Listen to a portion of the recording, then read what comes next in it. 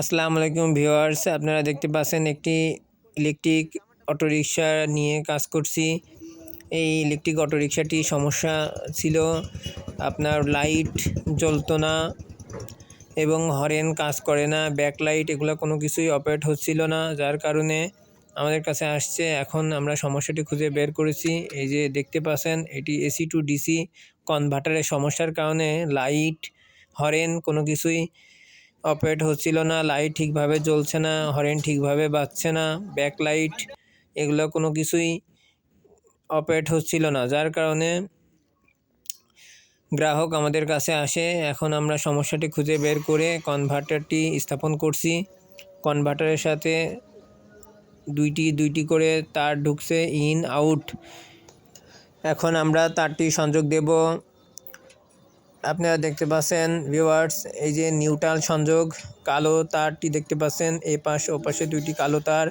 এই কালো তার দুটি আমরা এখন সংযোগ করে দিব ভালোভাবে, যাতে লুজ না থাকে। সুন্দরভাবে পেঁচিয়ে আপনারা সংযোগটি দিবেন। এটি মূলত ইন আউটের তার। এখন আপনারা এই যে আরেকটি তার দেখতে পাচ্ছেন, এটি হচ্ছে ইনপুট হয়ে আউট হয়েছে যে তারটি, সেই তারটি আমরা সংযোগ দিব এই কনভার্টার থেকে। ভিউয়ার্স, এই কনভার্টার থেকে মূলত আপনার ই রিক্সাটির যেই সমস্ত জিনিসপত্র অপারেট হয়, লাইট, হর্ন, ইন্ডিকেটর লাইট, পিছনের ব্যাকলাইট, পিছনের এমনি সাধারণ বাতি, এগুলো অপারেট হয়ে থাকে এই এসি টু ডিসি কনভার্টারের মাধ্যমে। আমরা নিউট্রাল সংযোগটি ভালোভাবে দেওয়ার পরে এখন আমরা তারটি ইনসুলেটর সুন্দর করে টেপ দিয়ে র্যাপ করে দিচ্ছি, যাতে এখান থেকে কোনো শর্ট সার্কিট না হয়। আপনারা সুন্দরভাবে টেপ দিয়ে শর্ট সার্কিট যাতে না হয় ইনসুলেটর পরিয়ে দেবেন।